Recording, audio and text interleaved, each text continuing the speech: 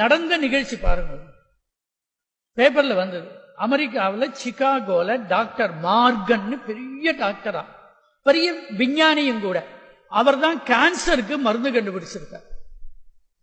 அவர் மருந்து கண்டுபிடிச்சு அதை எல்லா மேகசின்லயும் வந்து எல்லா யூனிவர்சிட்டியும் அதை அங்கீகரிச்சு, அப்போ அவருக்கு ஒரு அவார்டு பாராட்டு கொடுத்து அவரை கௌரவிக்கிற அமெரிக்கா கவர்மெண்ட்ல, அதுக்கு வேற அங்கேருந்து ஏதோ ரொம்ப தூரத்துல இருக்கிறதான ஏதோ ஒரு பெரிய யூனிவர்சிட்டியில அவருக்கு பாராட்டு விழா நடக்கிறது. அதுக்காக அவர் என்ன பண்ணினார், காலம்பரை கிளம்பினா சாயந்தரம் போயிடலாம். 6 மணிக்கு பாராட்டு விழா, காலம்பரை அவர் 7:30 மணிக்கெல்லாம் பிளைட் பிடிச்சு கிளம்பினாக்க 4:30 மணி 5 மணிக்கெல்லாம் போயிடலாம் அப்படின்னு நினைச்சிட்டு கிளம்பிட்டார். கிளம்பி வந்துட்டார். சிகாகோல இருந்து கிளம்பினார். மழை, இடி, பயங்கரமான மழை. அமெரிக்காலெல்லாம் நீங்க பேப்பர்ல பாக்கிறோம் எப்படி வருதுன்னு, மழையெல்லாம் பற்றி. அத்தனை புயல் காற்று உருவாயிருக்கு, சூறாவளி உருவாச்சு. பிளேனை இறக்கிவிட்டான். பக்கத்தில் இருந்த ஏர்போர்ட்ல இறக்கியாச்சு. இறங்கினது 1 மணி நேரம் ஆச்சு, 2 மணி நேரம் ஆச்சு. வெயிட் பண்ணிட்டு இருக்கான் ஏர்போர்ட்ல. அப்புறம் வேற ஏர்போர்ட் மேனேஜர் போய் கேட்டார். அவர் சொன்னார், சார் இன்னும் வானிலை சரியானாதான் நாங்க பிளேனை இது பண்ணுவோம், அது எப்ப சரியாகும் தெரியல, பயங்கரமான காத்து, பயங்கரமான மழையா இருக்கு, என்ன பண்றதுன்னு தெரியல. அப்புறம் தான் அந்த ஊருக்கு போகணும்.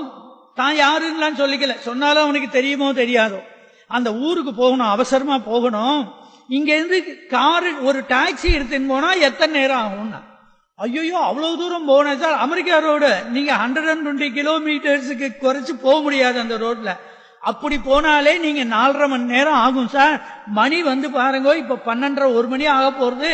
நீங்க டாக்ஸி வேணா நான் உங்களுக்கு ஏற்பாடு பண்ணி தரட்டுமான்னா, அப்பா ரொம்ப நான் நன்றி உடையவிடா இருப்பேன், ஏற்பாடு பண்ணி கொடுனா. ஏற்பாடு பண்ணி கொடுத்துட்டா. 1:15 கிளம்பி இருக்கார். கிளம்பியாச்சு. போனா மழை வலுக்கிறது, எங்க போறோன்னு தெரியல, ரோடே தெரியல. டிரைவர் சொன்னா, சாமி இந்த மழையில இப்பவே இருட்டி போக ஆரம்பிச்சிட்டு நான் எப்படிங்க டிரைவ் பண்ணுவேன்னா, போயிடலாம் போங்கன்னா. போயிட்டே இருந்தா அவன் எங்கேயோ ரூட்டை விட்டுட்டான், எங்கேயோ திரும்பிட்டான். திரும்பினாக்க பார்த்தார், அவர் மணியை பார்த்தார், மணி 5:30. அப்பா இனிமே போய் பிரயோஜனம் இல்ல, நம்ம வேகமாகவும் போக முடியல, ஸ்பீடும் இல்ல. அதனால திரும்பிட்டான். திரும்பினதும் எங்கேயான வழக்கு வெளிச்சம் தெரியறதா பாருன்னா, தெரிஞ்சா இங்க ஒரு வீட்டுல தெரியறதுன்னா, சரி நிறுத்தினாக்க அந்த காம்பவுண்ட் கேட்டை திறந்து, அப்புறம் அந்த சுத்தி காம்பவுண்ட் போட்டிருக்கான் கார்டன், அதை தாண்டிட்டு உள்ள போனா கதவு சாத்தி இருந்தது. தட்டினார். அங்க இருந்து ஒரு 35-40 வயசு மதிக்கத்தக்க லேடி வந்தா, கதவை திறந்தா. அப்படியே நினைஞ்சுட்டு இருக்கா, டிரைவரும் நினைச்சுட்டு இருக்கான். டிரைவர், சார் நான் வண்டியெல்லாம் சரி பண்ணிட்டு ஓரமா நிறுத்திட்டு வரேன், நீங்க உள்ள போங்கன்னா. இவர் உள்ள போனார். எல்லா பேக் எல்லாம் அங்க உள்ளிலேயே வச்சுட்டார். உள்ள போனா, ஷூவை அவுத்துட்டு உள்ள போனார். அப்புறம் அந்த அம்மா சொன்னா, டவல் தரேன், ரொம்ப நனைஞ்சிருக்கீங்க, தொடச்சுக்கோங்க. தொடச்சுட்டார். நீங்க ட்ரெஸ் தான் தட்டுமானா, அம்மா அதெல்லாம் ஒன்றும் வேண்டாம், தானே காஞ்சிடும் அப்படின்னு சொன்னார். அங்க உட்காந்தா. கொஞ்சம் சூடா டீ தட்டுமா, கொடுங்க. எனக்கு இப்ப கொடுத்தா தேவையில்லை, நான் ரொம்ப டென்ஷனா வேற இருக்கேன். டீ கொடுத்தா. கொஞ்சம் பிரெட் இல்ல பிஸ்கெட் தட்டுமா, கொடுமா, சாப்பிட்றேன். இதுக்குள்ள மணி 6:15. இவருக்கு தீர்மானம் பண்ணிட்டா நம்ம அங்க போறது இல்லைன்னு உட்கார்ந்து இருந்தா. அந்த அம்மா வந்து சொன்னா, நீங்க இங்கே ரெஸ்ட் எடுத்துங்க, நைட்டு மழையெல்லாம் விடட்டும், நாளைக்கு போகலாம். நான் டிரைவர்த்தையும் சொல்றேன், நைட்டு உங்களுக்கு டின்னருக்கு நான் தானே ஏற்பாடு பண்றேன், லைட்டா தான் டின்னருக்கு ஏற்பாடு பண்றேன். எனக்கு இப்ப இது பிரேயர் டைம், நான் பிரார்த்தனை பண்ணணும். ஒரு 1/2 மணி 3/4 மணி எனக்காக நீங்க இங்கேயே இருங்கோ, நான் பிரார்த்தனை பண்ணிட்டு வரேன். சரிம்மா பிரார்த்தனை பண்ணுன்னா. ஏத்தாப்புல ஜீசஸ் மேரி செல வச்சிருக்கா, பூஜை ரூம் இருக்கு, கேண்டில் எல்லாம் ஏற்றி வச்சிருக்கான். அங்க போய் உட்காந்து தியானத்துல உட்காந்து பிரார்த்தனை பண்ணிட்டு. இவர் கடவுள் பக்தி உடையவர்னு இல்ல, இவர் எத்தியிஸ்டும் இல்ல, இவர் தியிஸ்டும் இல்ல, இவர் அதுக்காக அக்னாஸ்டிக்கும் இல்ல. இவருக்கு ஏதோ இவர் காரியத்தை இவர் பார்த்துட்டு இருக்கார், கண்டுபிடிச்சிருக்கார். இவர் என்ன பண்ணார், கொஞ்ச நேரம் கழிச்சு இந்த அம்மா என்ன பண்றா, பிரார்த்தனை பண்றாங்கிறாளே, என்ன பண்றா பாப்போம்னா கண்ணை மூடின்னு அந்த அம்மா உட்கார்ந்து இருக்கா. அங்க பார்த்தா எதிர்த்தாப்புல ஒரு கட்டில். அந்த கட்டில்ல யாரோ பார்த்தா ஒரு பையன் படுத்துட்டு இருக்கான். அந்த பையனுக்கு 16-18 வயசு இருக்கும் போல் இருக்கு. நோஞ்சானா இருக்கான், எலும்புண்டு ஒலுமா இருக்கான், போர்வை போத்தி இருக்கு. ஹா ஹான்னு மூச்சு இழுத்துட்டு இருக்கான். அப்புறம் இவரும் கொஞ்ச நேரம் அங்கேயே இருந்தார்.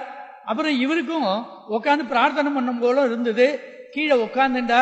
அந்த அம்மாவுக்கு கொஞ்சம் தள்ளி கட்டிலுக்கு பக்கத்துல கண்ணை மூடின்னு உட்கார்ந்து இருந்தார். மணி 7:15 7:30 ஆச்சு. அந்த அம்மா தியானத்திலேருந்து எழுந்துண்டா. எழுந்துட்டு உங்களுக்கு தான் டின்னர் பண்ணட்டுமான்னா, அதெல்லாம் அப்புறம் பண்ணலாம், முதல்ல இது யாரு, ஏன் இப்படி உடம்பு சரியில்லாம படுத்துட்டு இருக்கான்னு. என்னோட பையன். அப்படியா, அவனுக்கு என்ன வியாதி? கேன்சர். ஏன் வைத்தியம் பார்க்கலையா? பார்த்தோம், எல்லா டாக்டர்ட்டையும் காமிச்சோம், இதுக்கெல்லாம் ஒத்தரும் தீர்க்க முடியாது. இதை தீர்க்கிறதுக்கு ஒருத்தர் தான் இருக்கா. அவர் பேரு டாக்டர் மார்கன்னு பேரு. அவர் சிகாகோல இருக்கார். அவர் தான் இதை பண்ண முடியும். ஆனா அவருக்கு எப்படி போறது, அவருக்கு ஃபீஸ் நிறைய கொடுக்கணும், அவர் என்ன மருந்து கொடுப்பாருன்னு தெரியாது அப்படின்னு எல்லாம் எல்லாரும் சொன்னா, எனக்கு அதுக்கு வசதியும் இல்லை, எனக்கு சிகாகோ எங்க இருக்குன்னு தெரியாது, நான் என்ன பண்ண முடியும்? நான் என் தெய்வத்துக்கிட்ட தான் பிரார்த்தனை பண்ணிட்டு இருக்கேன். எத்தனை வருஷமாமா பிரார்த்தனை பண்றேன்? 5 வருஷமா மருந்தே நிறுத்திவிட்டேன். என் பையனை காப்பாற்றணும், உங்ககிட்ட ஒப்படைச்சாச்சு, உன் பொறுப்பு ஜீசஸ் கிட்ட ஒப்படைச்சிட்டேன், என் சுமையெல்லாம் உங்ககிட்ட இறக்கிட்டேன், நீ காப்பாற்றணும் அப்படின்னு பிரார்த்தனை பண்ணிட்டு இருக்கேன்னா அழுதுட்டார் இவர். பத்தியா, இவளுடைய பிரார்த்தனை எங்கோ இருந்த அந்த மார்க்கன் டாக்டரை எங்கேயோ பயணம் பண்ண வச்சு எங்கேயோ இறக்கி இவர் வீட்டுக்கு கொண்டு வந்ததே சார். இதை விட என்ன பிரத்யட்சமான பிரமாணம் நமக்கு வேணும்? அந்த தெய்வம் இருக்கு, நம்முடைய பிரார்த்தனை அது கேட்கறது, அது நடத்தி வைக்கிறதுனாக்க இது எதுவும் அன்னைக்கு புராண காலத்து கதையே இல்லை. இப்ப இந்த நூற்றாண்டுல இப்போ 5 வருஷத்துக்குள்ள 3 வருஷத்துக்கு முன்னாடி நடந்தது. பெரியவா சொல்றா, அதுக்காகத்தான் நம்ம பகவானை பிரார்த்தனை பண்ணணும். அதனாலதான் நம்ம பெரியவா எல்லாம் இதுக்கு சம்புன்னு பேர் வச்சிருக்கா அவருக்கு. ஏன் தெரியுமா? சம்ன சுகம், யகா சுகம் ததாதி இதி சம்புஹு. எவர் தன்னை அண்டியவர்களுக்கு சுகத்தை கொடுப்பானோ அவன்தான் சம்பு. ஆகையினாலே நாம் மனசாந்தியா பரம பக்தியோடு கூட யார்கிட்ட போய் பிரார்த்தனை பண்ண முடியும்? இல்ல யார்கிட்டயானும் போய் என் பையனுக்கு வைத்தியம் பண்ணணும் பணம் கொடுன்னு கேட்டா கிண்டல் பண்ணுவான், அதுக்கு ஆயுசு இருந்தா பழச்சுக்கிறான், இல்லைன்னா விட்டுடும்பா. அந்த டாக்டர் என்ன பண்ணினார் தெரியுமோ? கண்ணும் கண்ணீருமா, அம்மா நான் இந்த மாதிரி பிரார்த்தனை பண்ணது தியானம் பண்ணதெல்லாம் கிடையாது, இன்னைக்குதான் நான் அதனுடைய பெருமையை உணர்ந்தேன் அப்படின்னு அங்கேயே அவர் நமஸ்காரம் பண்ணிவிட்டு உடனே ராத்திரி மழை விட்டுடுத்து அங்கேயே தங்கிட்டு காலம்புரை போன் பண்ணி அடுத்த பிளைட்ல அந்த பையனுக்கு அந்த அம்மாக்கு இவருக்கு எல்லாருக்கும் டிக்கெட் ரிசர்வ் பண்ணி அழைச்சுன்னு போய் தன்னோட கிளினிக்ல 3 மாசம் வச்சிருந்து ட்ரீட்மெண்ட் பண்ணி ராஜோபச்சாரம் பண்ணினா சார் நடக்குமா? யாருக்கானோ உங்கள்கிட்ட கோடி ரூபாய் இருந்தா கூட நடக்காது. அந்த தெய்வம் எங்கேயோ இருந்த மார்கனை தட்டி இங்க கொண்டு வந்தது இல்லையா?